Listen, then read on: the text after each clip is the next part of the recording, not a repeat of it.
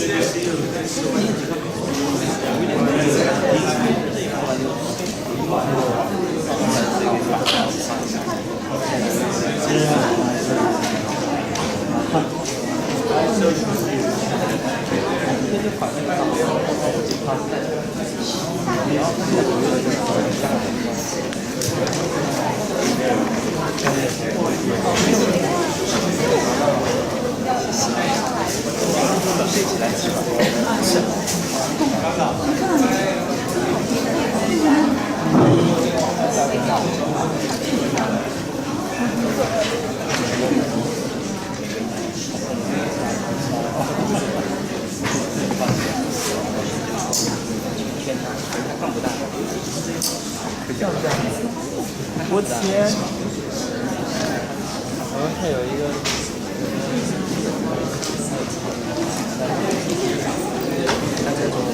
对，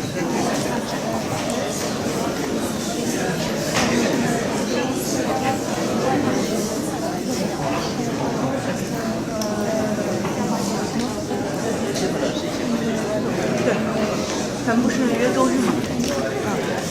那个上次来我刚刚那个录音，咱们在那儿现在也是听到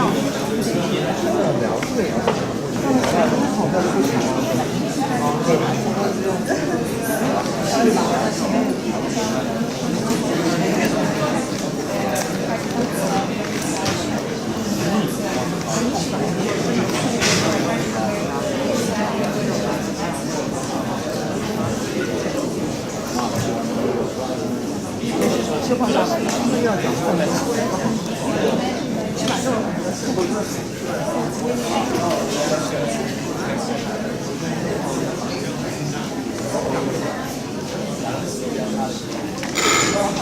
Good afternoon, ladies and gentlemen. Thank you very much for attending the first lecture of the 27th Champion Lecture in History and Culture of the Imperial College. We are extremely honored to have invited Professor Peter Paul, Provost of Advances in Learning, and Charles H. Carswell, Professor of East Asian Languages and Civilization of Harvard University, to give us a talk on moral philosophy and social movement, Neo-Confucianism in later Imperial China. We are also very delighted to have Professor David Ford, Weiler Professor of History, as the moderator of this lecture. So, without further ado, I will now pass over to Professor Ford to lead the lecture. Thank you.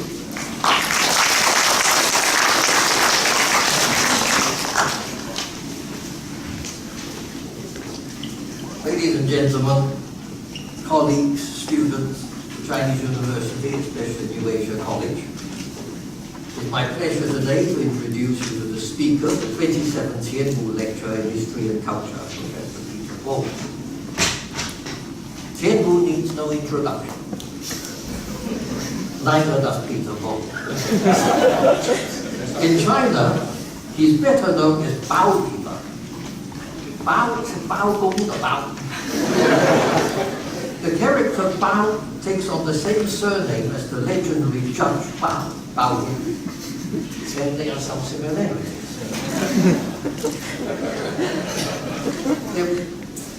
They're both grounded in Song dynasty. They both have the ability to interrogate the people that appear before them. The judge did that in flesh, and the professor does it in historical records. And they both have the uncanny ability to reach surprising conclusions from the facts in front of them. The professor may be one up on the judge, actually, thanks to the latest technology. Although if the judge was operating today, maybe he would also go down the same path. Professor Bo is very keen on the application of computer technology to historical analysis and to teaching. Aside from being Charles H. Carswell Professor of East Asian Languages and Civilizations at Harvard University, Professor Bo is also Director of Harvard University Center for Geographic Analysis. He's Director of the China Biographical Database Project and he's Vice Provost for Advances in Learning. Don't be too surprised if in these lectures GIS data appear. Possibly linked up to the 300,000 biographies on the Biographical Database website. He's most well known to historians for his books, This Culture of Ours, Intellectual Transitions in Tang and Song China, and Neo-Confucianism in History. Professor Bo has promised to answer for us the question, if the history of philosophy and the history of society can be combined. I appreciate Professor Bo.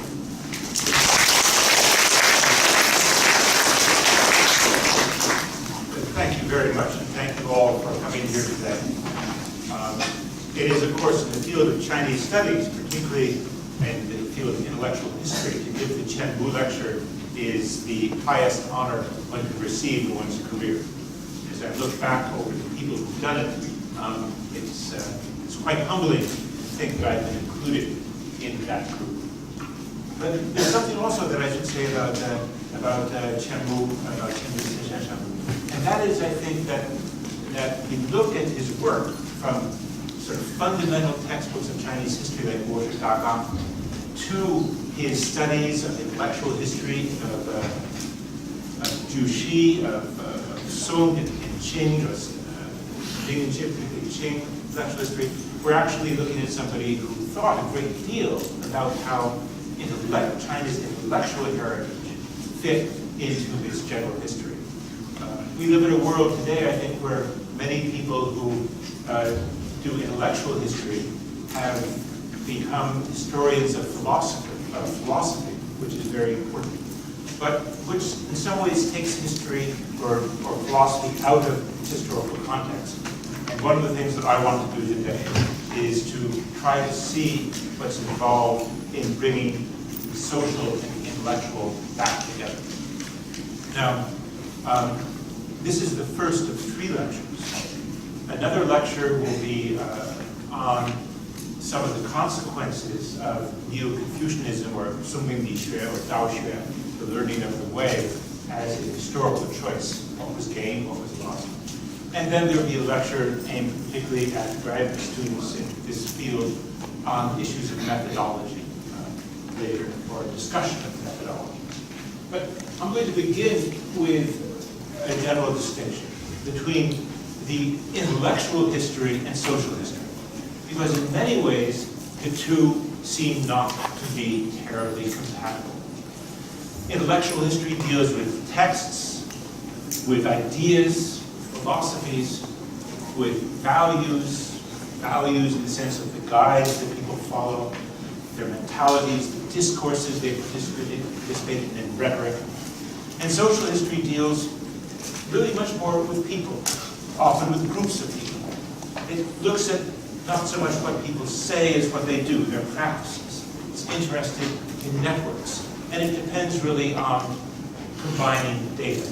Now, I actually wrote a paper for this talk. It's around 30 pages long. And I thought maybe I could read it to you very, very quickly. Or I could try to talk about some of the major points. But the danger is that I'll forget the things I should tell you.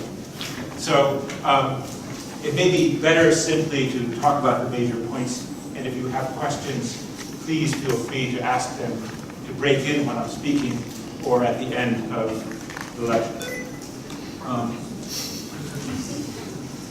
Sticky keys? No.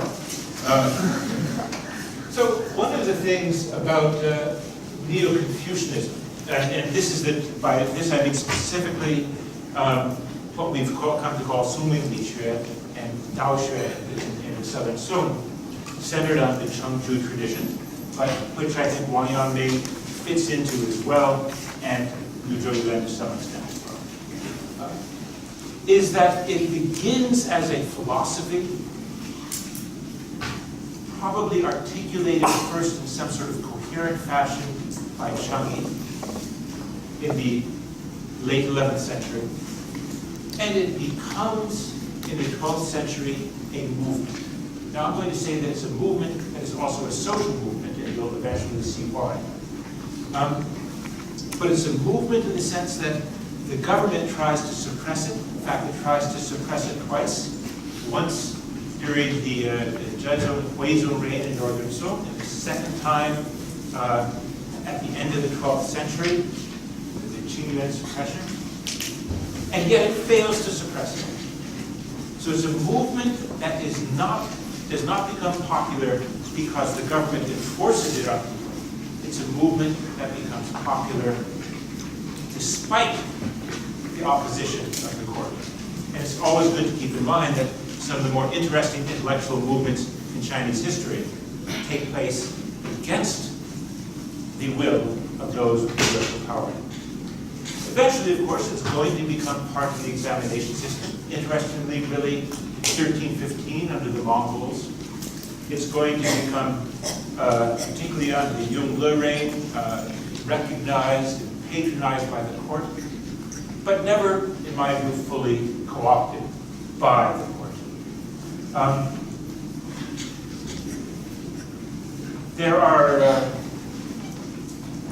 There's a distinction I think is important to make. And I've given this between mouthing, committing, and collaborating. By mouthing, I mean this. We can learn to talk the talk. If people with power, if we want to get ahead and say, you must be able to talk about these things, you must be able to articulate this point of view, we will learn how to do that. That does not believe it's in our hearts. It does not mean it's in our hearts. It does not mean we believe it. But it's something we learn to talk. And it's clearly the case that Neo-Confucianism became a discourse that educated elites had to learn in Chinese history.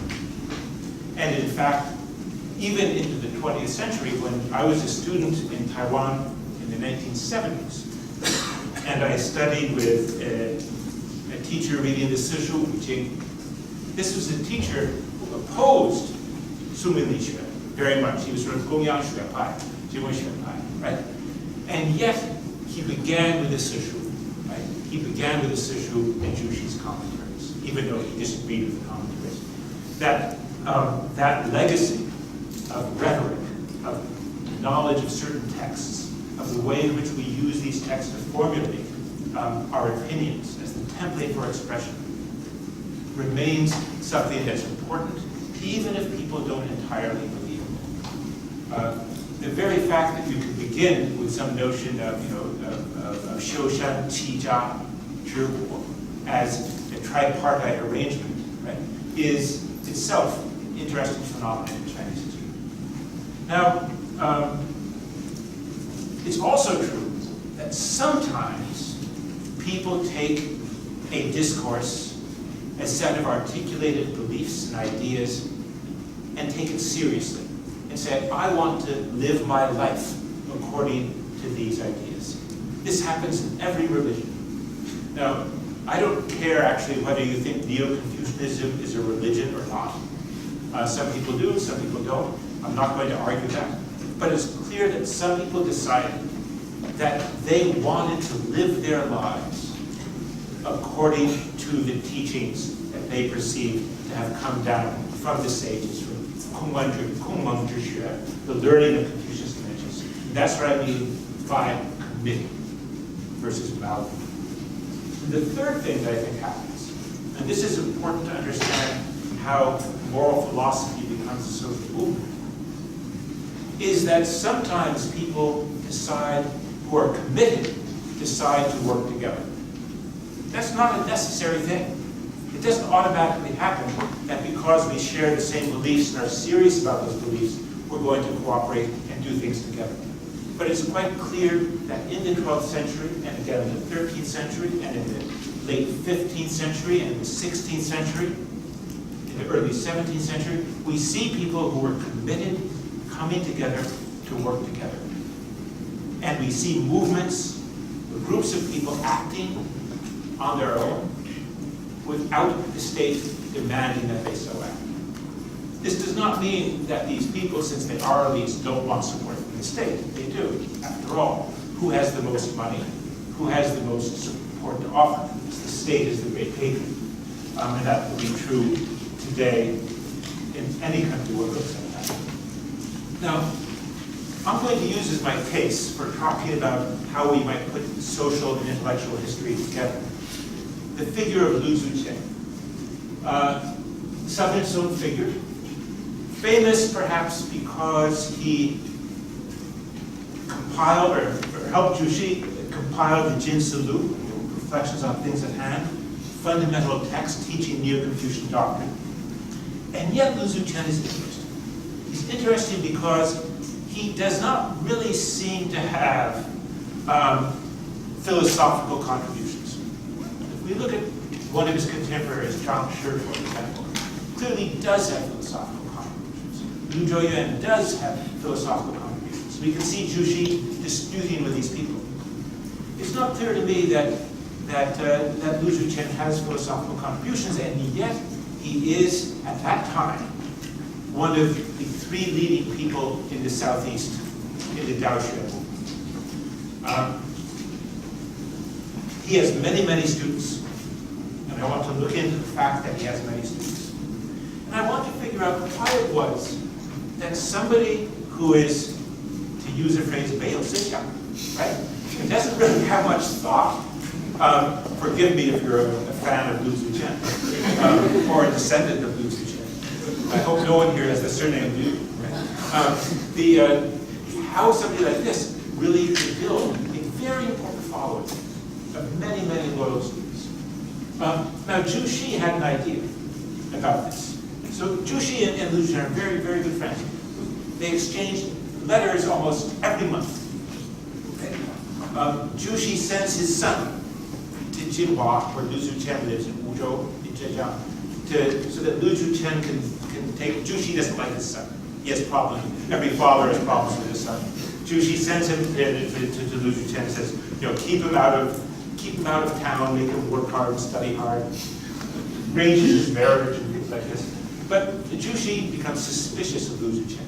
He thinks Lu Zuqian has so many students because he helps people prepare for the civil service examination, for the Jinshu examination. And he suspects that Lu Zuqian is not really doing his duty to Daoxuan.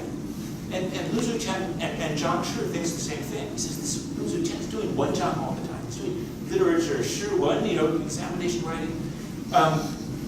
He's in some way intellectually corrupt. And Lu Zuqian answered him, no, he said, I really do Daoxuan. But I bring the students in, and then I bring them into the secret room and give them true teaching. Eventually, after Lu Zuqian dies, Jushi will live on for another 20 years. And as time goes by, Jushi becomes more unhappy with Lu Zuqian. And eventually he says, that Lu Zuqian, he was wrong from the start. And why was he wrong? He began with history rather than with the classics. That his starting point was historical. And I think that's a nice, so in fact, Lu Zuqian is closer to Chen Wu than Jushi, even though Chen Wu wrote much more about Jushi than Lu Zuqian. Now, David Ford mentioned that that I'm interested in some of the technologies with which we can look at data. Social history, intellectual history really involves reading texts by people thinking about what they mean. Social history gets us into looking at groups of people. And we start to look at large groups of people and see general trends. Then technologies become useful and interesting. Right? If I can give you 1,000 examples of something, right, rather than one example, then you can grant that I have a trend. Even if some of the examples are wrong, it doesn't really matter if I can give you enough data. Right? And I'm going to talk about two kinds of technologies that do different kinds of things. The first is what are called geographic information systems. And together with Fudan University, the Lisudili Yenzhou, we've developed the China Historical GIS, which goes back to Qin Shi Huang, the Xinhai Deming. the administrative changes in the Chinese system. Idea being that you know where the places are, when they're valid, what the administrative structure is, you actually can map a great deal of Chinese history. And the second thing I want to talk about is prosopography. How many of you have heard of the term prosopography? Good, but it's more than many places, right? But I guess the Chinese translation of this tends to be 肢体状体学, right? Looking at groups of people together. And that's what the China Biographical Database, CBDB, is doing. Now, the China Historical GIS website here, you can use it, it's free, you can download the data. It's still not complete after 12 years of work. We still have parts of the Northwest that have to be done. But let me say something, take a few minutes to talk about what GIS is. Actually, CUHK has a very good GIS center run by Professor Bin Wei, who I've worked with for years. This is an important map. It's the earliest grid map. It's the earliest known grid map in human history. Now, usually when people talk about the history of cartography, they don't talk about the history of world cartography. They talk about the history of European cartography. If one were to talk about the history of world cartography, you would have to see this as a monument, because it is an attempt to use a grid to map things to scale. And for the eastern half of China, it's not bad at all. The west sort of goes off in wrong terms, especially for the eastern half. The problem with it, of course, is it doesn't really have much influence even on later Chinese mapping. In other words, grid mapping, this is another version, a clearer version of the same thing. Grid mapping does not become the mainstream of Chinese mapping. Eventually it will become the mainstream of Western mapping, but not because of Chinese influence as far as we know. Now, this is a typical map. This is not a GIS. It's not a geographic information system. Let me explain the difference. What this map does is it takes different kinds of information, right, and puts it all together and prints it together. So we have boundaries, we have contour lines, we have place names, we have heights, we have rivers, we have roads, and so on. They're all combined as if they're one single plane. A GIS, the idea behind a geographic information system, is to take different kinds of information and treat them separately.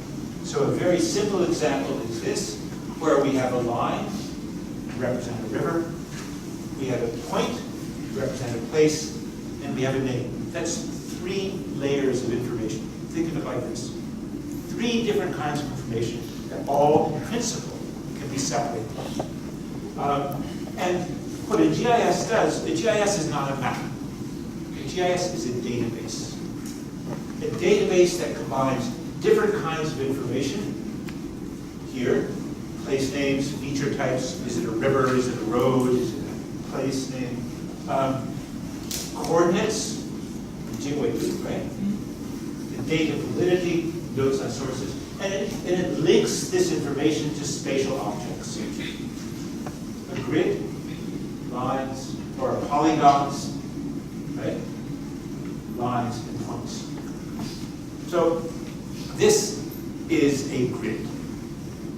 The way we know it's a grid, or sometimes called a digital elevation model, grid data, is because if we zoom in on a computer, you'll see that it pixelates.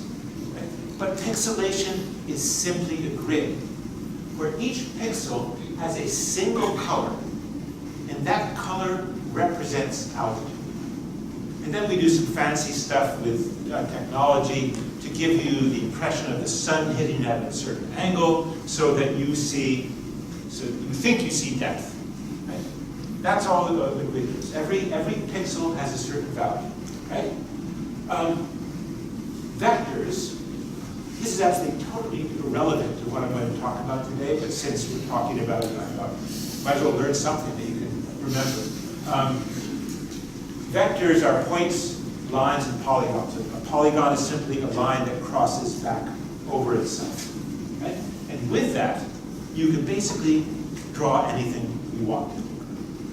So, for example, we can take points and polygons like this to represent prefectures and Zhou and Xian in 1820, right? We could put it on top of a digital elevation model like that. We could take that away and put rivers on instead, or we could combine them all together. Right? And when we start to combine things together, then we can look at correlations. So now, because I've disaggregated different kinds of information, because I've separated different kinds of information, I can ask, what is the mathematical relationship between different kinds of information? Right? I could say, for example, how far are prefectural seats, Fu and Zhou seats, from a river? Are they on the north side or the south side, typically? And so on and so forth, if that's what I was interested in. Okay, that's GIS. The China Biographical Database is a project that we've been undertaking with Zhou Yuan and Academia Sinica and the Shiyu School in Taipei, and with Beida and the Zhongguo Guzhai Yanzhou Zhongxin at Beida. What this aims to do is combine different kinds of biographical information. Right? At the moment, 330,000 people. Right?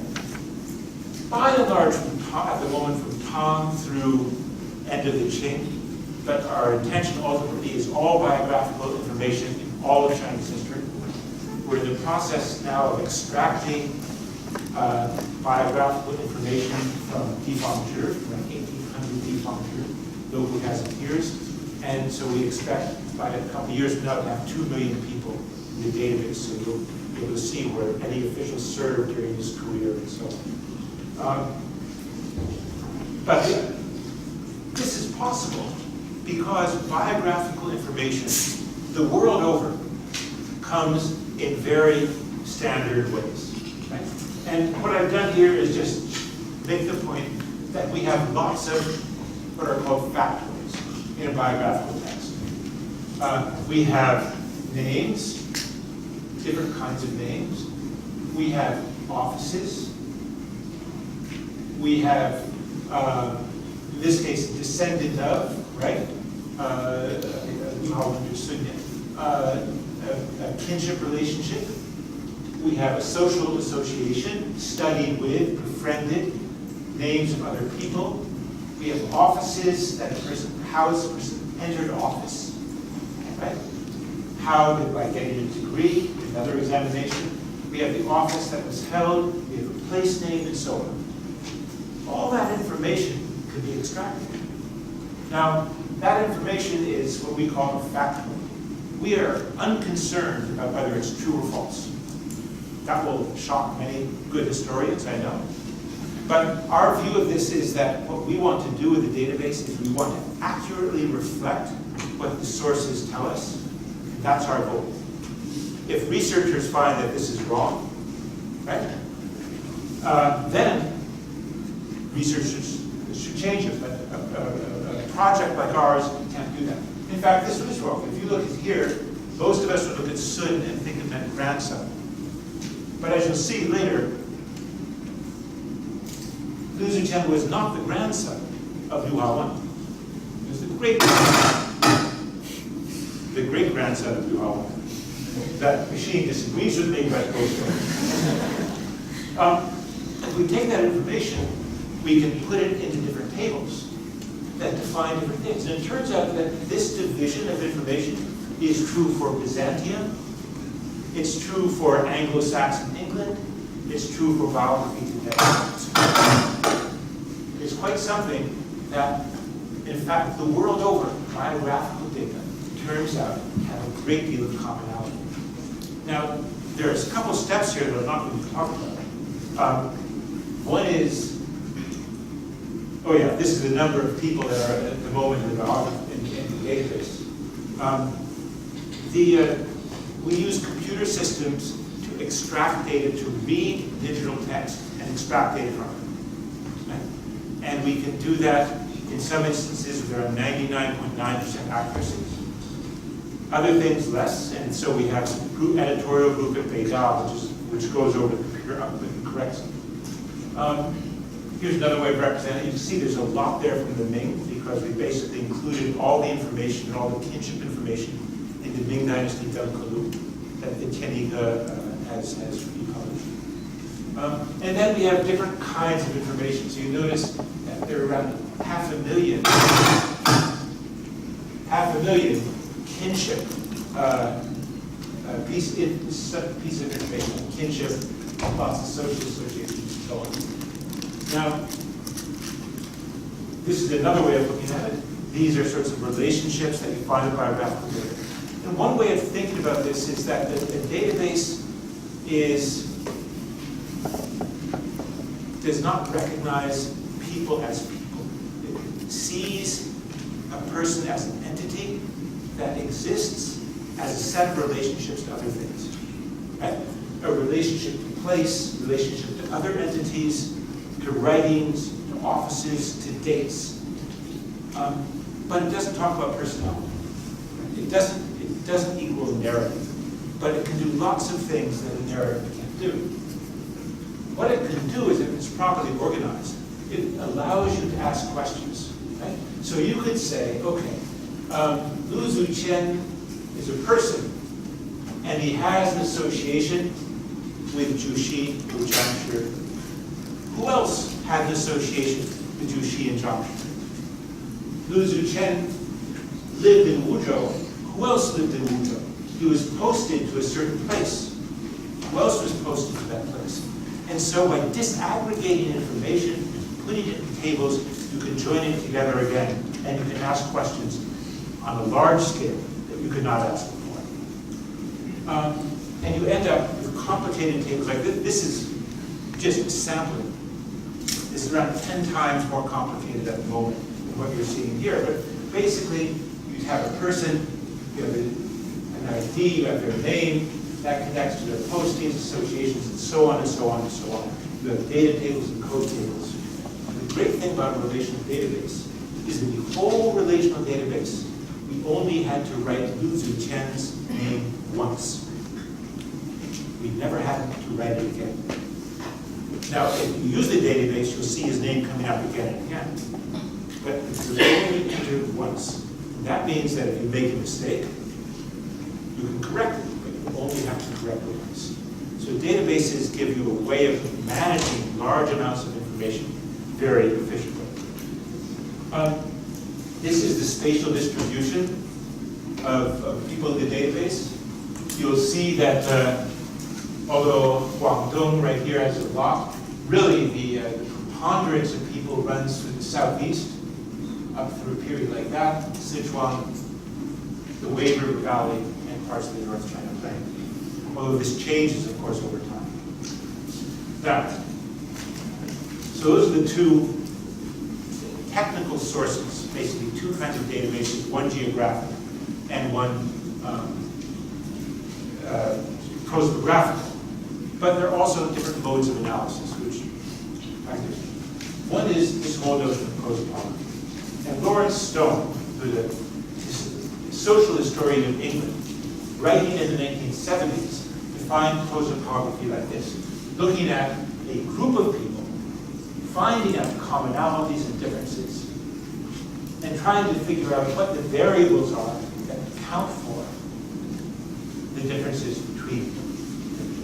Now, he was writing in 1972 when there were no personal computers, when Princeton University, which is where he was teaching, did not have a mainframe computer that professors could use. And he was imagining prosopography as something all to be done by hand. So it can be done by hand. It doesn't depend upon computers. Databases, relational databases, were not invented until the 1980s. GIS, Geographic Information Systems, appear only, really, the first ideas for it in the 1970s. It doesn't become commercialized until the late 1980s. So in many ways, the technology is different, but the ideas aren't necessarily new. Ideas go back and forth. Well, what can we find out with post-apocryphy? We can establish beyond doubt, because we have more data on this than anyone else, what the life expectancy was for people in China in the past. Taken in aggregate, we can divide this up by dynasty or by period, by region. We can see if there are variations. I haven't done that here, but I'm going to show you one variation in a second. Now this is important. You'll very often hear people say that Chinese or people, pre-modern people lived average age of 35. This is utter useless nonsense, right? People don't live to an average age. You get to 35 by incorporating infant mortality. Tremendous infant mortality in the pre-modern past. Life expectancy, however, was pretty much what life expectancy is today. Except the great change today is we've extended this out. Right? So our center has moved to the right. But life expectancy is important if you think about history, because people have to know what they can expect from their lives. Right? How long they can expect to live. They have to plan their career. They have to think about when they have to act. Now, I was reading in the newspaper today a discussion of letting civil servants retire at 65. Right? A number of years ago in America, the Congress passed legislation saying you could not require anybody to retire anymore unless they were competent. Universities were horrified. and so we had a special dispensation for 5 years. We could still make professors retire. And the idea was that we would figure out how to get professors to retire early so younger people could become professors. We failed. And this is great because I don't have to retire anymore.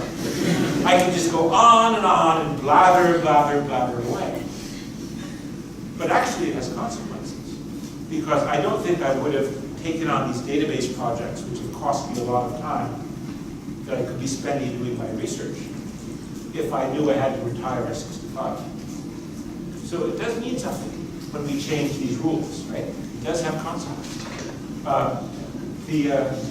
You know who retires is the least willing to retire? People thought it would be the humanists because our lives are so easy. Professor Wong, do you know who's the least willing to retire in America? Scientists. So scientists, when they're young, they say, give us a higher salary because we're so smart, we're so productive. And then when they get old, they say, give us a higher salary because we know how to manage research.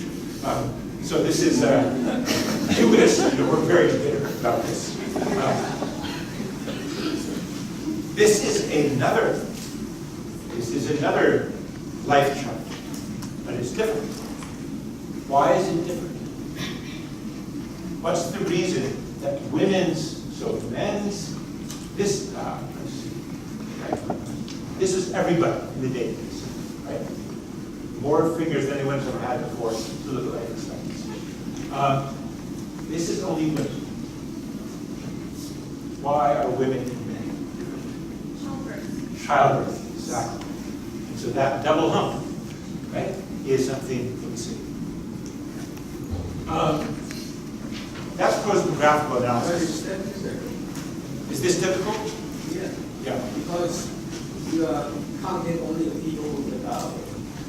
You're absolutely right.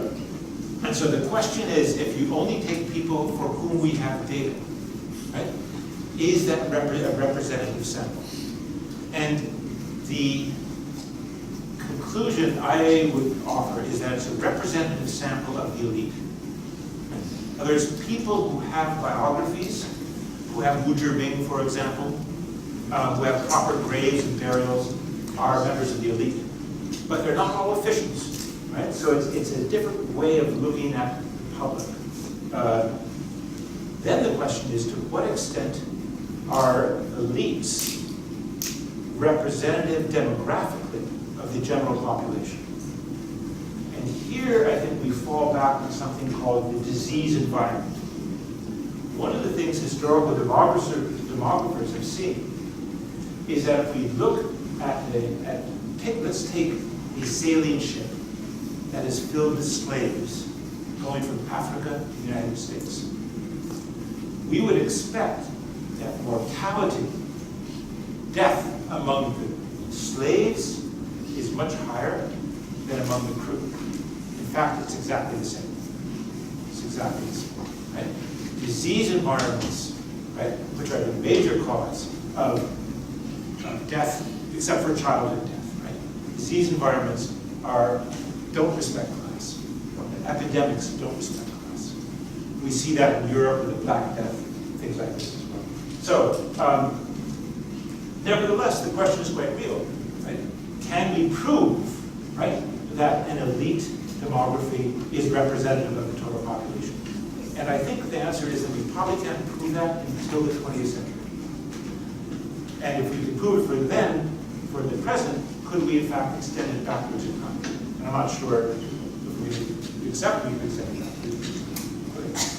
That was something about prosopopsy, which is fundamentally a statistical approach to looking at society.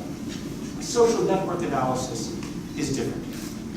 Social network analysis says who you know tells you a lot about what you can know. John Paget, a sociologist who's written very interesting work on Florence, medieval Florence, and as using information from their archives, once said that in the short term, people create networks, but in the long term, networks create people.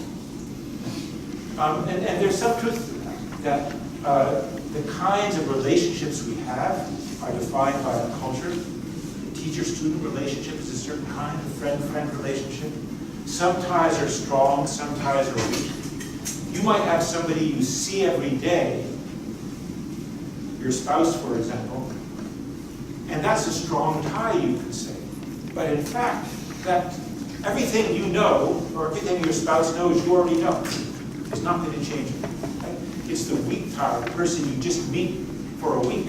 Maybe that's the person who has the most of the time. So, but looking at networks becomes a way of trying to understand how people make the choices they make, why some ideas become more popular, let's say, than others. This is an example of a network. This is drawn on CBPB data.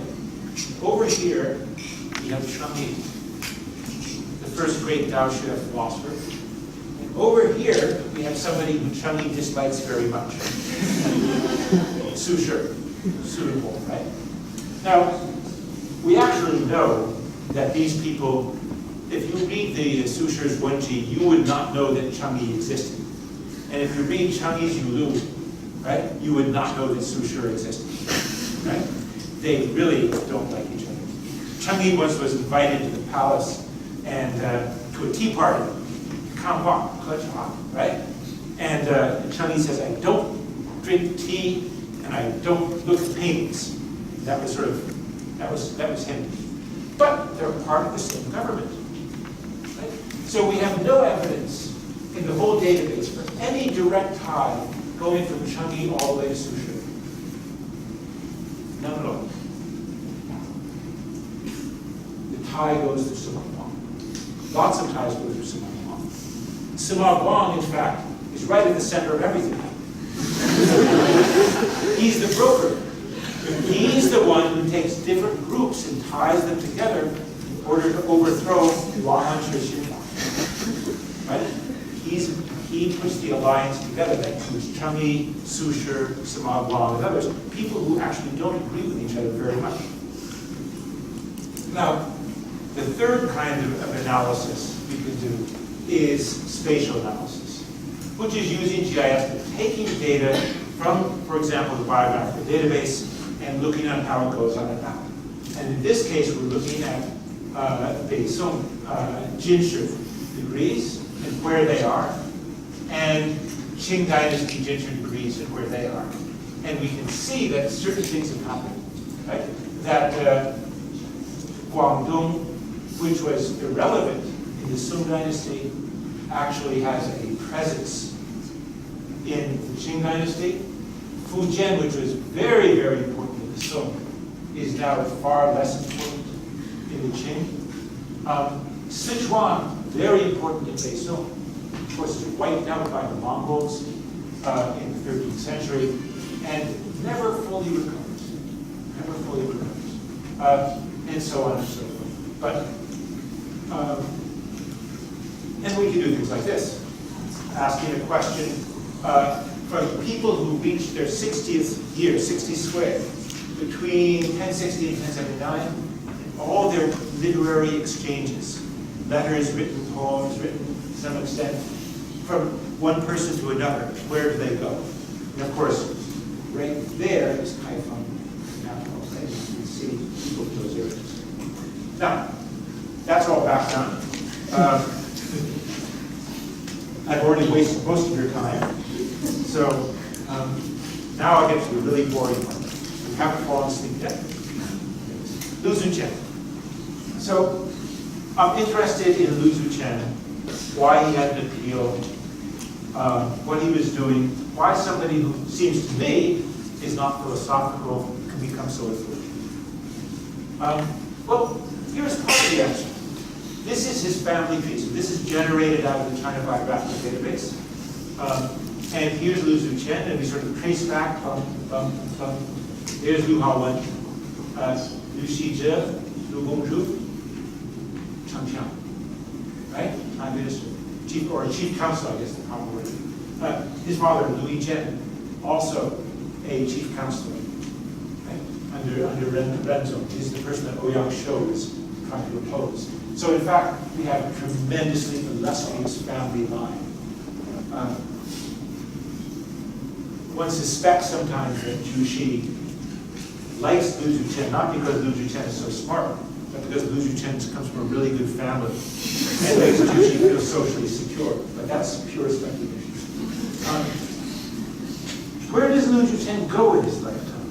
Well, his family is from the north, but his grandfather had moved to Wuzhou and what's called Jinhuan, which is right over here. Right? He was born in Guangnanshu, Guangxi, when his father was on the coast. But basically, he spends his life in the southeast. One trip over there, a trip down to Fujian, but by and large. There's another way of looking at that, which is to say, how would we characterize the area that he spends his life in? Now, these are the number of people who passed the Jinshi degree examinations in Sung. Now, in Sung, in contrast to Ming and Qing, it's relatively easy to pass the Jinshi examination. It's not easy, of course, but it's very hard. But they give lots of degrees. They give many more degrees than they do in Ming and Qing. And so this is the largest number, would be around 380 or something down here. Ningbo has a lot too. But if we look at where the distribution is for Southern Sung, not Sung degree holders, what we see is that basically Lu Zuchen is spending his life in an area which, if Jinshi degrees are a proxy for a high level of education, right, that he's spending his life in educated areas. There's one interesting exception to that. Right up here. Well, Jiangnan is another exception, but that can be accounted for in a different way. This area right here, as you see, he travels up here, Shaoxing, but apparently doesn't ever travel up there. But that's an area with lots of Jinshi. So we'll get to that later. One of the things I was interested in was, if you want to know why somebody is important, ask the people who think he's important, right?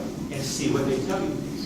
And so we're very fortunate that Lu Zuchen's brother collected all the jiwen, the funerary prayers that were offered when Lu Zuchen died. And collected them, and we have them. So we have 100-something of these things that famous people at the time, and not so famous people, students, local officials, wrote for him.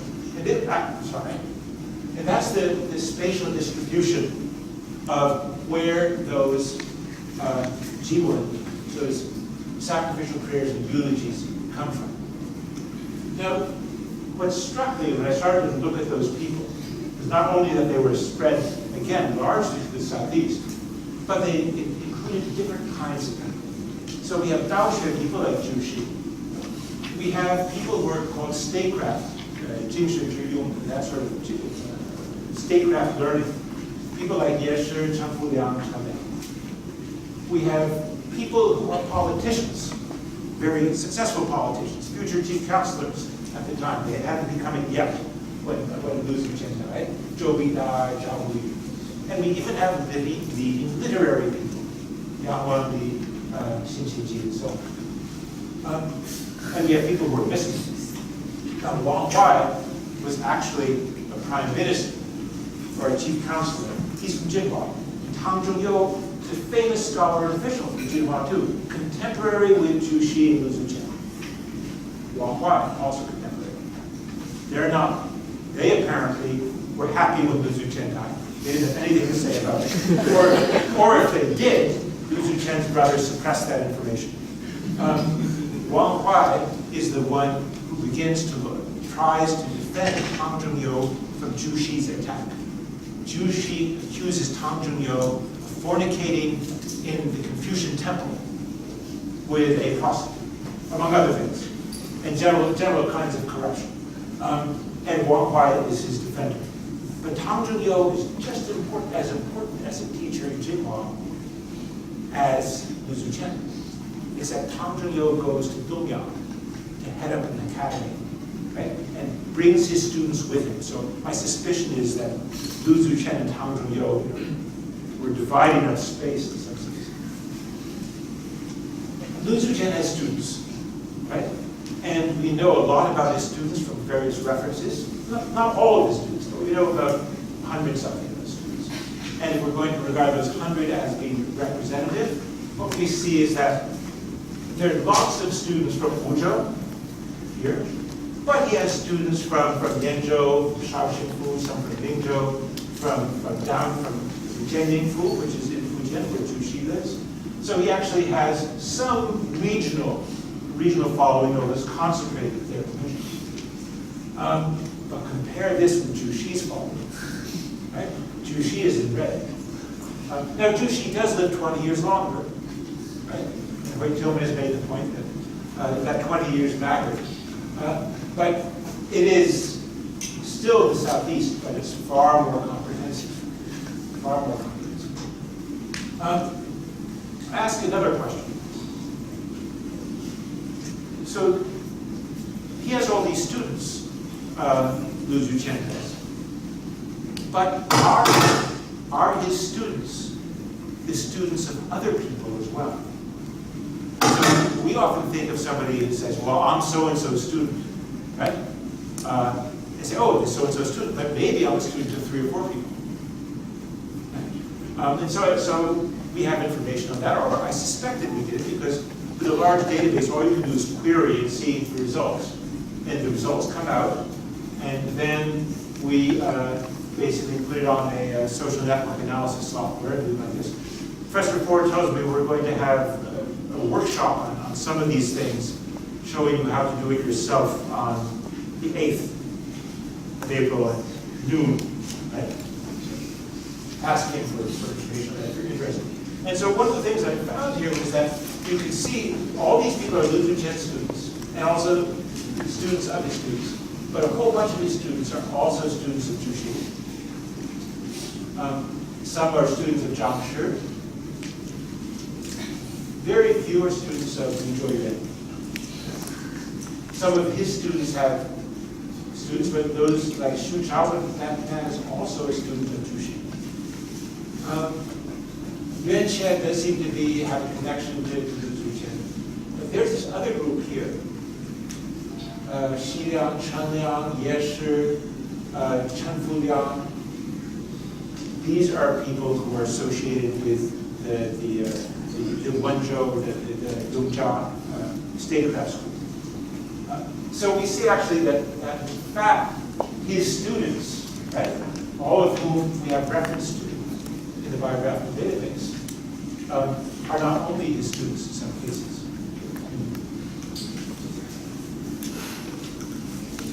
There's another way of looking at this as well. Luckily, because we have the Chuan we're able to trace the letters people write. And in this case, we took all the people who wrote letters to Lu Zuqian, or who Lu Zuqian wrote letters to. And he wrote, for example, almost 100 letters to Zhu Xi and received almost 100 letters from Zhu Xi. And figured out everyone that those people wrote to or received letters from, and said, give us the software, give me an analysis of what's going on, right? And so we can see that, in fact, there are some central figures in this more elaborate network, letter writing network. And this notion of looking at networks of letters, that in a pre-modern society where you don't have email or telephones or transportation takes time, and networks are created through literary exchanges. Then we see Lu Zuqian here, the Zhangshi figures in, Shen Fuliang again that appears over here, Zhou Bida, Zhu Xi, and so on. Shan Li over here, where was where Zhou Yuan. And we start to see, in fact, that we have a community of people who are associated with each other. Right? And this, again, gives weight to the notion that we are seeing something like a movement. But we can do that with Zhu Xi too, and you see just how dominant a figure it is. In part because we have more letters in Zhu Xi than any other person in this entire Song dynasty. And you could look at it like that as well, which is useless, totally useless, or you could try to break it down into something more useful. Now, again, on your left side, you're seeing the addressees of Lu Zuqian's letters. So who did Lu Zuqian write to? And that's where Zhu Xi lives. But basically, he's writing, that's where Zhangshi lives. We're seeing people in this area. Right? And again, contrast with Zhu Xi, who has a broader exchange of letters. Here's another way of looking at it. Where are their associates? And now I'm not just looking at letters, I'm looking at all kinds of association. And I bring this up because I want to show you, yellow is Zhu Xi, chartreuse, I think this color is called, or magnetic, maybe it's magnetic,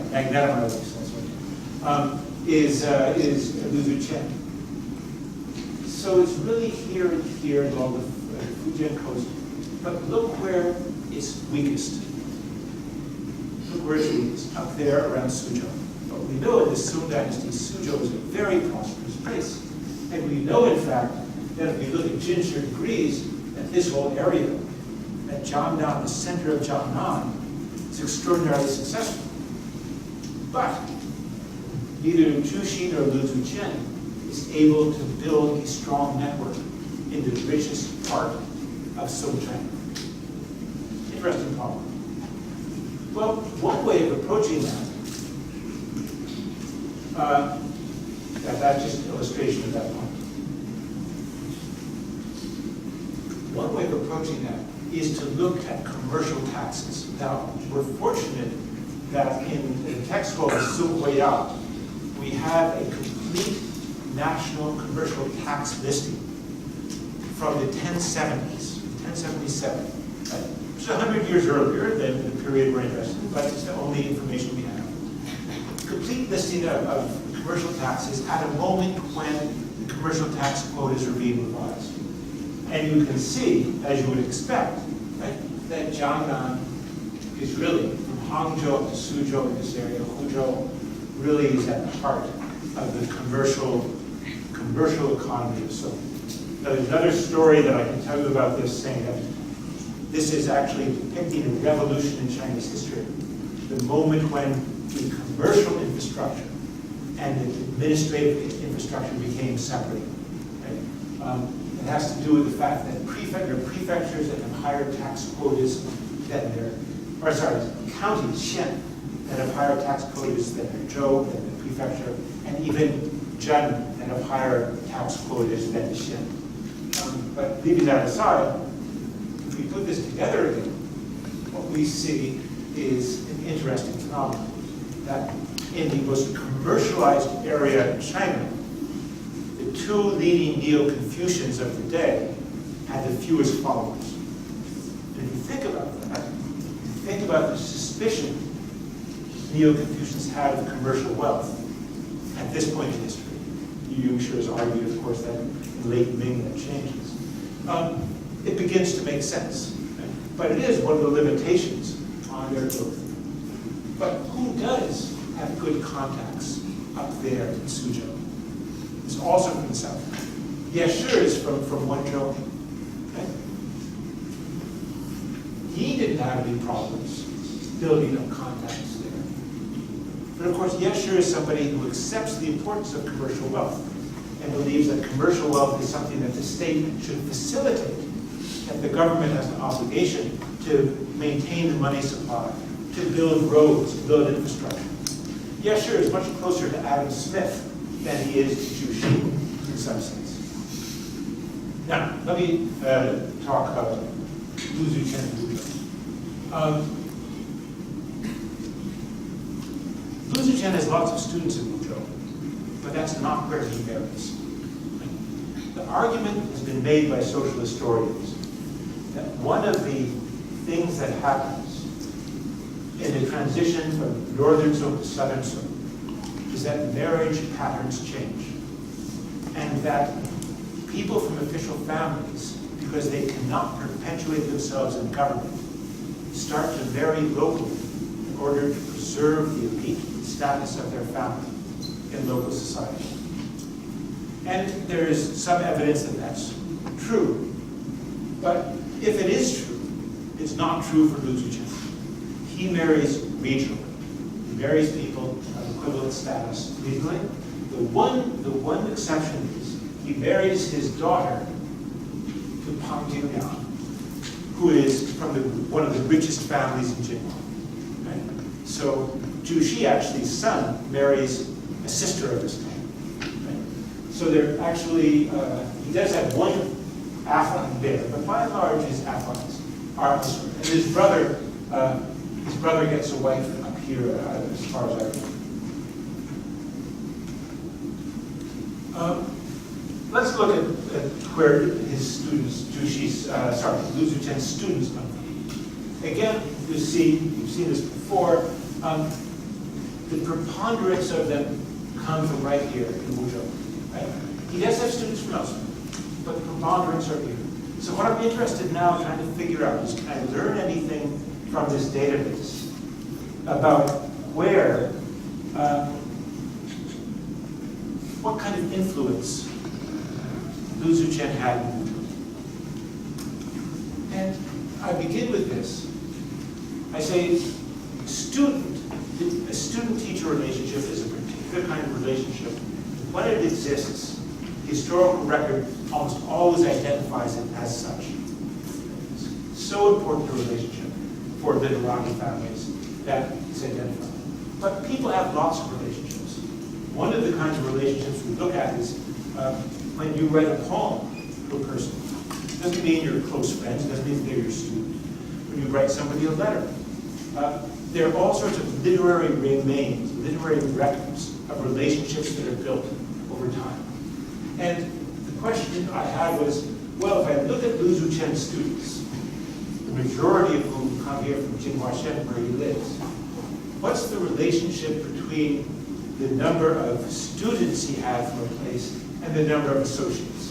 And it's forget Tang Xishen, it's part of the Tang Xi in Jinhua's country. Basically holds true, right? The more associates he has, the more students he has from the place. There's another way to look at it. So if Lu Zuchen is getting students from Wuzhou, how do we know if he's getting a good share of students? How do we know if he's drawing in the best students? How do we know if he actually makes any difference at all? And that's very hard to figure out because we have no record that says how many students there were in Wuzhou. What we do have, however, is a record telling us how many people passed the Jinsher examination in Wuzhou. And we can divide that across Xie. When we do that, and then ask, use that as a proxy for some investment in education, and then ask where Lu Zhuchen gets his students from, then we see something rather interesting. We see that, in fact, as we would expect, Jinhua Shen produces most Jinshi, but Dongyang Shen, good deal too, but also Yongkang. But Lu Zhuchen has almost no students from Yongkang. One student, in fact. How could that be? It's not as if that's far away. There's a road that goes right along here. You know, we have students coming from Hui. The road isn't that difficult. Right? Well, I don't know the answer, but I do know that Chen Liang, right, is from Yongkang, and Chen Liang teaches. So it may be that Chen Liang, who's a statecraft scholar, is actually absorbing those students. But something's different. But still, we see that it turns out he's really concentrated here. There's another way of looking at that too, right? Which is, if we take the number of jinshu that are produced during the time when Lu Zhuchen could have had contact with people who passed the examinations in some sort of teacherly role, and then look at how many students he has in that county, we can then look at the average and say, aha, so Jinhua, 55, right? Dongyang, Lanxi, and so on. And so we could look at how representative his student body is from various places and say that, in fact, he's going to have a certain amount of influence. That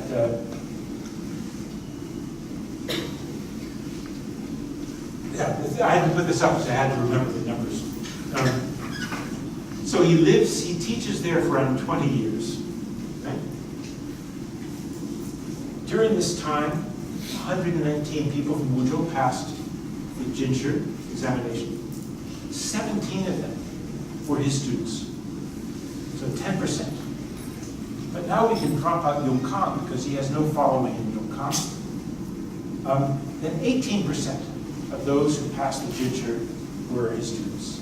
And 22% of those from Jinhua Shen who passed the Jinshu were students. In which case, he's doing very well. And if we look at this figure, Wuzhou students get, of his 57 Wuzhou students, 26, almost half, are recorded as having gained office. Maybe not passing the Jinshu, but having office. That in some way, that Lu Zhuchen is somebody you study with to be successful. Now actually, I don't think that's true. I think people are successful because they're good students, and not because they studied with Lu Zhuchen. But maybe Lu Zhuchen, the way he is as a teacher, has something to do with that. We always hope that teachers make some influence, right? And that if you study hard and your teachers are good and you show respect to your teacher, you'll get a good job. So keep that in mind. So what's the nature of this? This is still really. So I went back. So here I am doing all this data, right? But at the end of intellectual history, we have to read the texts. Okay? And so I went through these 100-some G1 and prose pieces and poems eulogizing him. And said, well, what are the themes that come up? Now, I could have used a technology to do this as well. I could have used something called text modeling, or data analysis, or text analysis. That would allow me to take a whole bunch of texts and figure out what the repeating themes are. You can group the text together around the themes. I didn't do that. I did it by hand. I'm not sure that doing it by hand is worthwhile, but that's what I did. And these are some of the terms that come up. Sorry. 四文在此, right? 文往即墨, 文不在此乎, right? 天之将丧四文, this sort of thing that Confucius says, right? That I'm defended by heaven, I'm protected by heaven, because heaven doesn't want Suwon to die. And so when Lu Zhuchen dies, the repeated theme is from his followers, particularly from students, people who write these G1s. 天之将丧四文乎, is heaven going to let Suwan die now? Right? So what is this notion of Suwan? The first thing we know is that he's being compared to Confucius. Right? That his students, his followers are saying, our teacher was like a Latter-day Confucius. Right? That he was a Confucius who defended a cultural tradition. For Confucius, it began with King Wen, who was protected by heaven. And for his students, is going back to Confucius himself. But others would say, no, he was a great guru. Right? The great guru in contrast to what? The great guru in contrast to people who talk about it in terms of Daoxuan. Right? It's possible at this point in history to be a guru, to think of yourself as a guru, but not to associate yourself with Daoxuan. And that seems to be going on in some traditions. But some people do talk about him and Zhang Shi as being, Zhang Shi had just died the year before, as being great Daoxuan figures. Other people say, no, he's really his great accomplishment was Wen Zhang. You could study, you could learn how to write with him. You could be a good writer. You have to be a good writer to pass the examinations. And in fact, Lu Zuchen was the editor of an anthology of Yorban Song literature done at the court's request. He was somebody who did he passed the a special examination that required literary skill. Others, however, said, no. He was a statecraft guy. He knew all about statecraft. He knew about, Li Dai Zhi, the institutions through history. And even some people say he's Yihuan, right? That he has a coherent philosophy, which I don't believe at all. Some people do.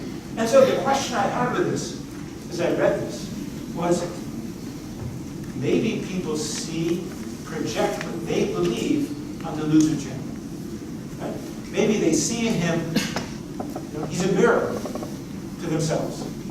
He doesn't have his own ideas. They see their ideas in him. And there's an attractive idea. But in fact, I think that's wrong too. Because this is what one of his students says about him, Big Xia. And if you read that, right, I will not try to read it in Chinese or read my pronunciation. Right? What Ding Xidang says is that you could come to him, you could come to Lu Zuchen as your teacher, and he would look at what you cared about, and he'd make you better at what you cared about. If you were interested in being a great political figure, he would discuss Zhengtong issues of legitimacy. If you wanted to be a moral person, he'd talk to you about how to correct your mind. If you were somebody who had lofty and ancient ideals, he would discuss with you how to put those into practice through institutions. And if you valued the literary, he would give you a foundation in the history of language and writing. And at the end, on those who had withdrawn from public affairs or were seeking political advancement, he guided each according to his character and pushed him to improve so as to realize his ambition. There's just not that Lu Zuchen is a mirror that which people see themselves. Lu Zuchen quite self-consciously, Ding Xidang says. If we think about this in terms of his networks, friendships, the different kinds of groups he writes to, quite self-consciously set out to provide each different kind of person at the time with what he thought they needed. And yet, we think of Daoxuan as being very much an ideology, of being exclusive, and I've certainly written about it in those terms as well, of being an orthodoxy. This is not a person who is teaching an orthodoxy. He's teaching people how to be themselves, right? Which makes him a more interesting figure. And even if he is Mei Sichen, if he has no thought, at least he has something. Lu Zuchen, however, does something else. In Jinhuan, he starts to take on many students in the years beginning in the 1160s. And in 1168, he starts to write Xuehui, rules for his students. And he calls them his tongzhi, right? And they are all to be part of a big assembly. They're to be registered. They're going to have norms of behavior. And this morning I went back and reread the Xuehui, the rules for learning for his students. Right? And there's nothing there about philosophy. But there's everything there about behavior. And so here's a man who on one hand as a teacher wanted to bring people together, but give each person his own way of learning. And at the same time wanted to create a community with very strict rules of community, where people have to follow the same rules of behavior, have to report to each other, have to meet, have to criticize each other, and if they go wrong, they can be driven out by their tongzhi. Now, it seems to me that putting these two together, what we begin to see is that in some ways Lu Zuqian is a social thinker and not a philosopher. But I want to extend that further and ask the following question. I began today by saying that I thought that we needed, or that there were advantages to bringing intellectual history and social history together. We've seen Daoxue, I think, in the literature on Daoxue as a philosophy. Although we recognize it as a social movement as well, and certainly I've argued that it's a social movement. Is it possible, in fact, that one of the reasons Daoxue is successful is precisely because there were people like Lu Zuqian who were able to take it and turn it into identity formation, into a social movement that allowed people to have many different kinds of views. That in fact, it wasn't philosophical coherence and ideological unity that mattered, but social cohesion among the elite. And that, it seems to me, gives us a different perspective on Daoxue as a phenomenon in Chinese history. But it also, I think, suggests that in the study of Chinese intellectual history, social history is a necessary part of the picture. And so that ends my discussion for today. Thank you very much.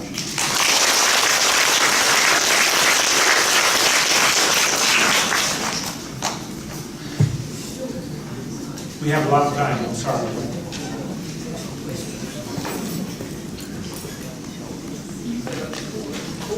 All the questions and comments, if you will allow me, I'll throw in one of them. In relation to the speed, as a very old-fashioned historian, it's somewhat worrying that one day we're going to see lots and lots of journal articles with a lot of lines, all linked into different sentences. And somehow I ask myself, will the machine actually produce a lecture on the way of behavior? Somehow I don't quite see it. Does it worry you that we'll simply get a lot of lines in our journal articles? No, it doesn't worry me at all. So one of the questions, I have this interest in technology, it's true. But I really am an intellectual historian who reads texts, right? Texts of the sort that you don't necessarily care to read, perhaps. And so the question comes up, what happens? What happens when we start to bring technology into the study of history? Don't we lose a lot? Don't we lose, in fact, a kind of very careful reading of text and analysis that is our tradition in intellectual history? And my answer to that is yes, we do. However, don't think of it as a substitute. Think of it as introducing new possibilities. And let me give you an historical precedent. In the 1920s, Prof at Yanqing Dashi began to introduce the Hafo Yanqing Yin series. And at the time, there were senior scholars who said, This is a terrible, terrible thing. This is a corruption of the tradition of learning. Before, people had to read the Wu Jing and really read them to do research. Now they can just use the Yin Zhe and find all sorts of things. And one of the people who was being so recalcitrant and objecting so much to Yin Zhe was Fu Sinian, the historian. This is according to Hong Ye's story. And one night, Hong Ye goes into the library, and who does he see consulting one of the Yin Zhe but Fu Sinian himself? I think that when concordances appear, remember this happened in Europe with the first concordances for the Bible, that it allowed a new kind of question and a new kind of scholarship. But it didn't get rid of the old content. It added something new. It broadened our field. That's a good thing. It's the same way with online learning. Right? People say, online learning, how terrible, you should be in the classroom.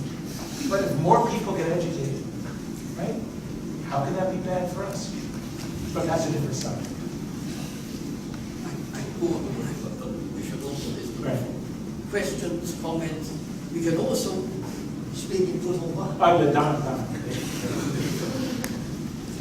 Well, we didn't wait down.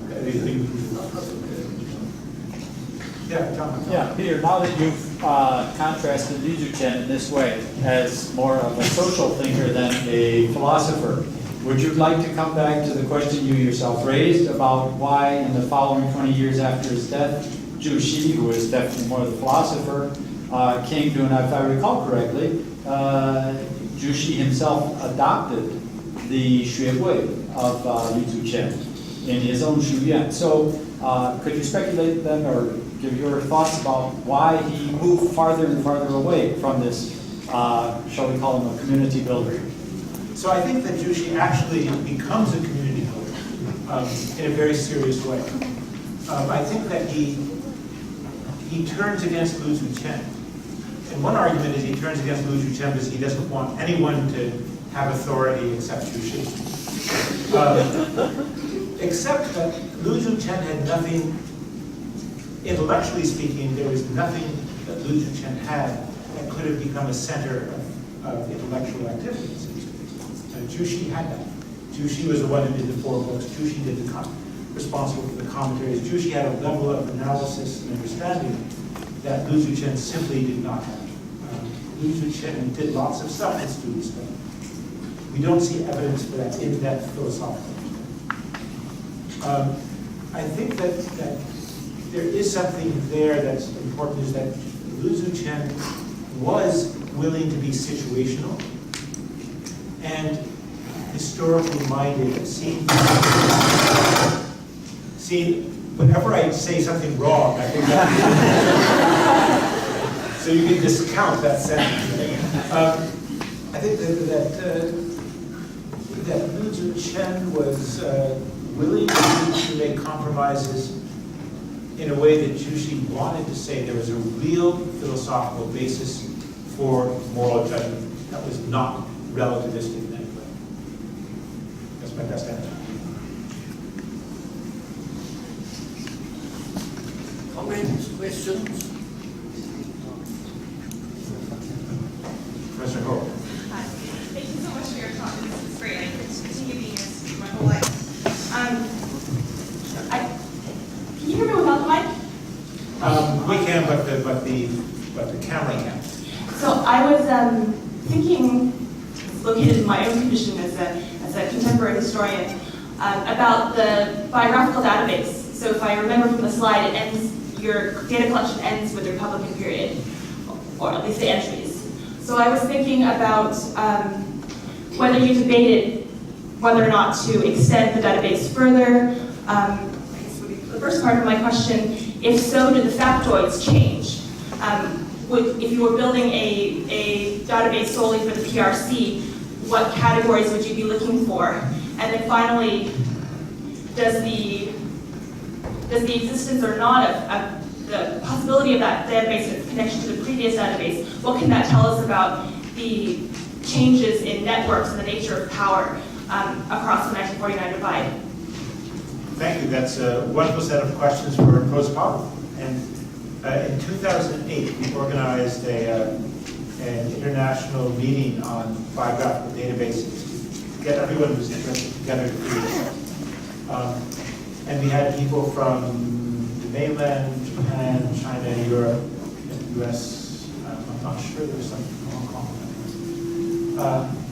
And the question we ended up with was, if we wanted to go in the Republican period, what would we have to do? Because, well, let me not try to say too many things at once. So one of the things we realized we'd have to do, we'd have to have a list of all the dashi.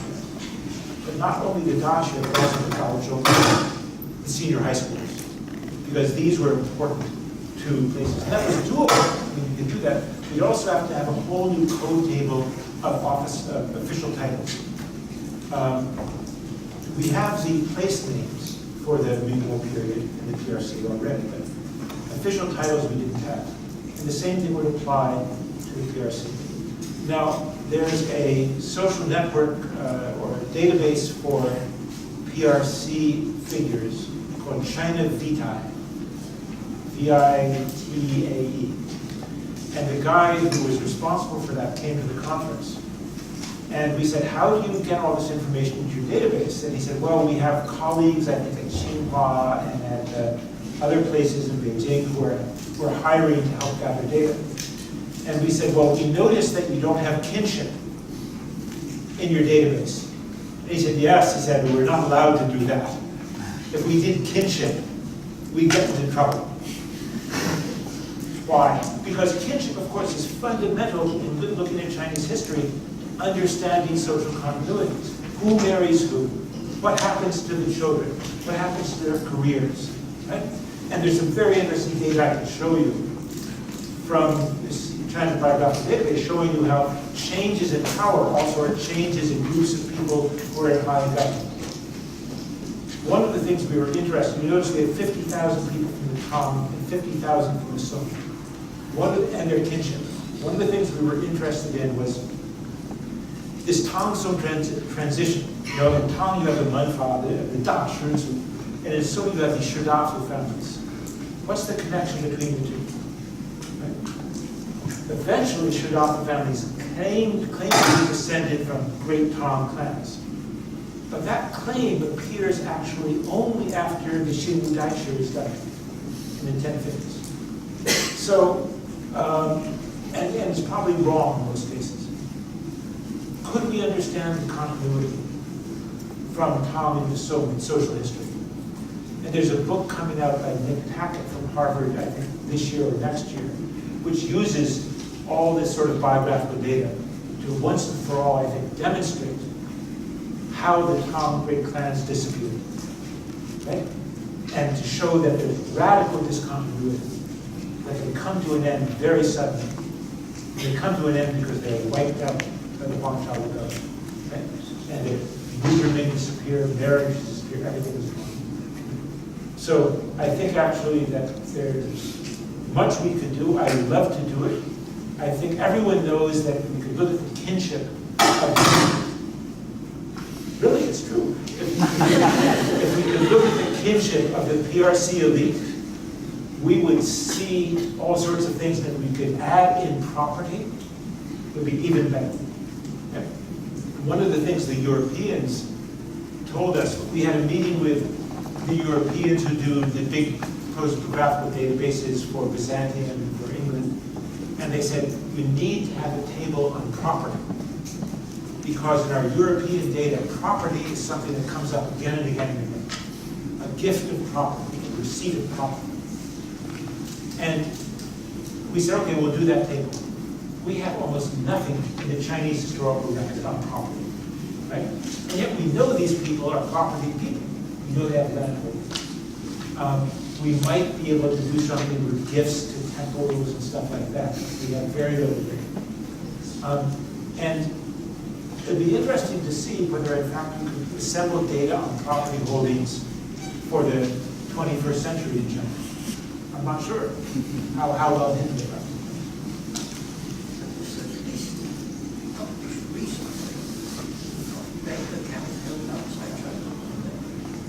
Yes, well, every corruption. No, it's too difficult to create the code table. Somebody would have to give us an enormous amount of money.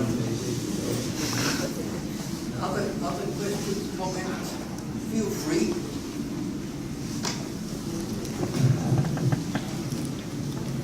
Peter, I'm not a philosopher, so I don't know anything about Dashi or anything like that. But in your presentation, which I find absolutely fascinating, you concluded that Liu Zhixian is more a social thinker than a philosopher. I was wondering whether he might also be called an educator. I'm talking about the university context. And the one thing that you cited of how he adapted his teaching to draw out the best of his students. And that was one reason for his appeal. And it reminds me of this very new notion of multiple intelligences. So in that sense, I think he might, in an academic context, be given credit to being an exceptionally good teacher. I agree entirely. And I think one of the things that I should have said when I talked about this notion of Siwan is that goes together with being a teacher, right? In the eyes of his students, that being a teacher was something they come back to again and again and again. As this, what's interesting about him, he's one man who combines many departments, right? He's the literature department, the history department, the philosophy department, right? They're all there, the political science department, they're all there in one person. Yes? Thank you, Professor. Because I'm interested about the maritime history. So I'm thinking about can we combine the China data together with Japan, Korea, or Vietnam? Because I see the database largely based in China and based on some national record. But if outside China, the record will be different with different vertical institutions. I'll say how to compare them. Is there any? So the issue is can we take this biographical database and extend it to Vietnam, to Korea, to Japan? And the answer is yes to Korea and yes to Vietnam. Much more difficult for Japan. Why? And the reason is that the Korean system has so much in common with the Sung Yuanming system. In fact, there's a database of what's called the Munghwa, the major Korean examinations, which is online. Unfortunately, it's only in Hangul, so you have to be able to read Korean to use it, but the idea is that's going to become publicly available. And the code tables would be very similar. So we're trying to get the Koreans actually to adopt the structure of the China Biographical Database and put all their data into that structure.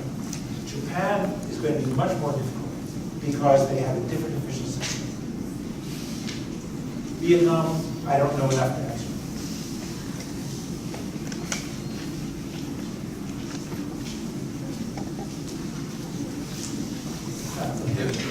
You have a 30-page paper, and you don't have time to read it. Now you have time to give some points of your paper, especially conclusion. And that's first point. The second, related to this, and you use Liu Zhixian as an example to show the helpfulness of the social history study, or the study of intellectual history and the history of philosophy. Could you one or two more examples to support your methodology? So, if we think about examples in terms of other people, then I would think that this would apply to all intellectuals, figures in Southern China, all literary figures in Southern China, right? That if we think about Zhu Xi, Zhu Xi is a networker of the first order. We have 2,000 letters from Zhu Xi, right? More than any other figure in Song. He is constantly writing, and he's sitting at home in Fujian, right? Just writing letters to people most of the time. spends very little time in office, almost no time in court, but he's an active networker. So I think that one of the things that would be useful to do is actually I've taken Lu Zuchen as an example, but we can do this with the entire run of major figures from Southern China, people we have good data. The harder challenge, I think, is to ask the question. But we can only do those people for whom we have data, right? And we know that we don't have 1G literary collections for everybody. We're missing enormous amounts. And isn't that an argument against doing this sort of thing? And my answer to that is, but that's what historians do all the time. Historians can only deal with the data they have, and we make up history accordingly. The question then is our view of history, based on the data we have, true in some sense to history? And I think it probably is. It's true to the people who win history, right? People who are successful. I'll give you a good example of that. Between 1070 and 1124, with the exception of around 7 years, the government was dominated by Wang Shi Xinfa, right? It was a very active program in all aspects of social, economic, and institutional life. That set of efforts, right, was supported by a wide variety of intellectuals. We have the 1G of Wang Shi, right, and of almost no one else in his group. Right? So they were losers, right? Their work is not preserved. If we look at that 7-year period, the Yuanyo period, when the opposition to Wang Shi was in power, we have numerous 1G from the people who were part of that vision, from all the different factions there. Right? So, you know, we do have, we have to accept that history is not, the historical record is not a fair record of everything. It's a record of the things that people chose to preserve. And we work with that on that basis. The paper goes on for 30 pages because it has many, many, many pages of appendices listing all the students, listing all the places, listing their careers and things like that, for people who wanted to actually see the raw data. My conclusions are very shallow. I grant that.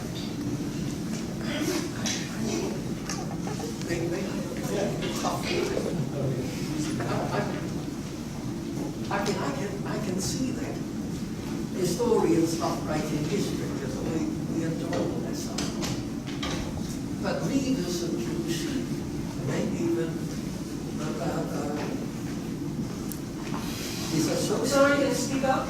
Sorry, I think for readers of Jewish.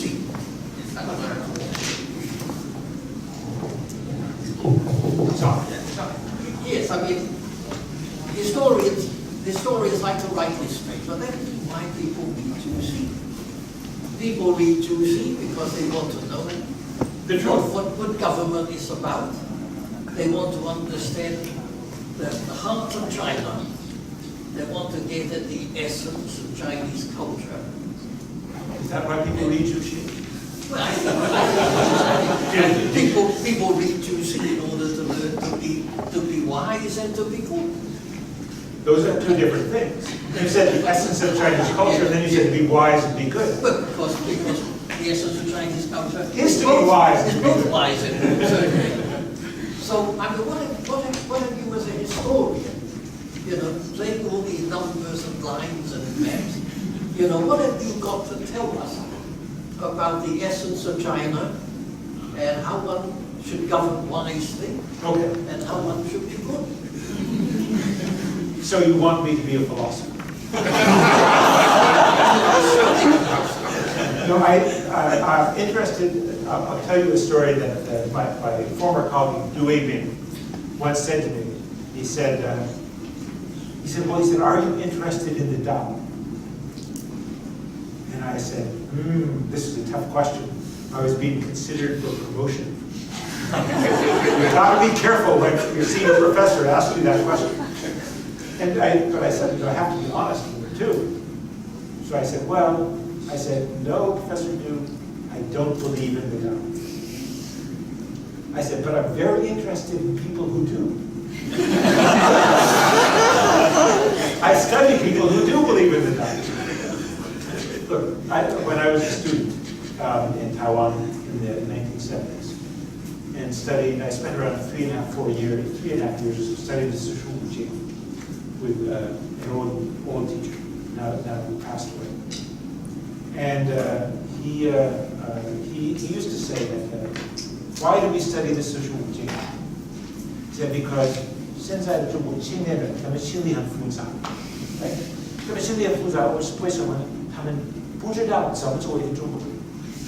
他们要学习怎么做一个中国人的话，他们就必得去看这个45经研究好了以后，读好了以后，那你知道这个道是什么，那你就知道怎么做一个中国人。Well, I wasn't a 中国人, so it didn't apply to me. But my question is, if I want to be a 中国人, do I get to be a better 中国人 by knowing more about these lines?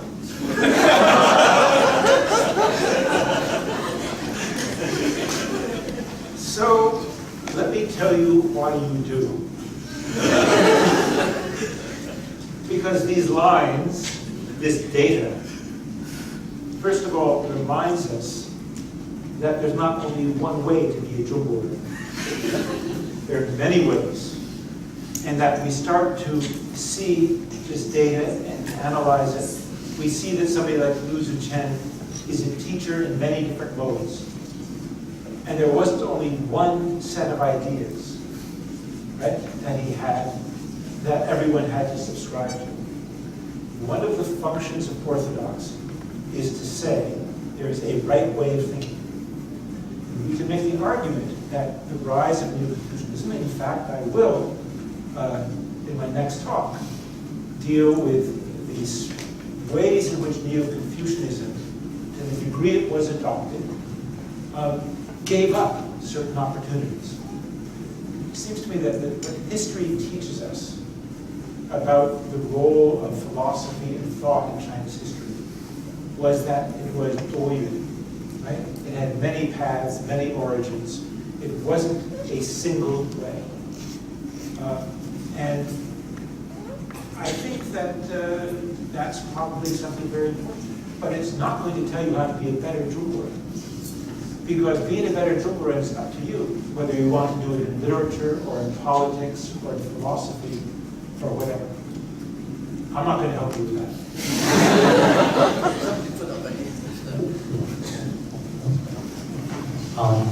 Well, I have very simple questions. Well, your chart and those are all connecting people and connecting spaces and so on. So, well, I just wonder, you see, when we talk about network, we also should consider when or the possibility of disconnecting. So in your data, do they reflect anything of disconnection? So when is disconnection, for example, in the kinship relationship, someone can be driven away from the lineage or something like that. So if there's this disconnection, data add into your chart, is there any possibility that you'll come up with an alternative conclusion? Okay, so the microphone wasn't entirely clear when you were speaking, so let me make sure I understand your questions. I think one of the questions had to do with the relationship between time and space. Is that right? You see, your data is all connecting things, right? Time, space, person, but we all know that relationship does not necessarily always connect. we disconnect. Right? So one of the problems with the data we have from the historical record of time and so is that a lot of the evidence is not dated. Some of it is. So thanks to work by Chen Lai, for example, we have dates for most of Zhu Xi's letters. And I can trace month by month, year by year, when Zhu Xi and Lu Zuchen exchanged letters. Kinship relations, or social connections generally, are sometimes strong and other times don't exist. When do they come into being? We don't have as much information on that as we want. Once we get into Ming and Qing, it turns out there's much more information that gives us place and time. Right? When did so-and-so meet so-and-so? I think one of the things that I would like to see us be able to do is collect all the data on poetic exchanges, because a lot of the, if you think of Lu You, of Su Shi, I'm not sure about Yang Lang, Lu You and Su Shi both write enormous amounts of poetry, and Wang Tongjian too. We can date most of their poems, so we can date those relationships. But until we have really a thorough collection of the evidence, I think dating things is difficult. And I think that's true for social relationships as well, is when we don't know what it is. And somebody, it may be my cousin, right? But does the fact that it's my cousin matter at all, right? Under what circumstances does it matter? Well, I think that one answer is that it matters more when you start to get the construction of lineage. But we can also see for elite families, we can see naming patterns, right? And naming patterns tells us that the family is still concerned with maintaining cohesiveness. And when naming patterns break down, something is gone. So there are things we can do, but there's much more that we should do.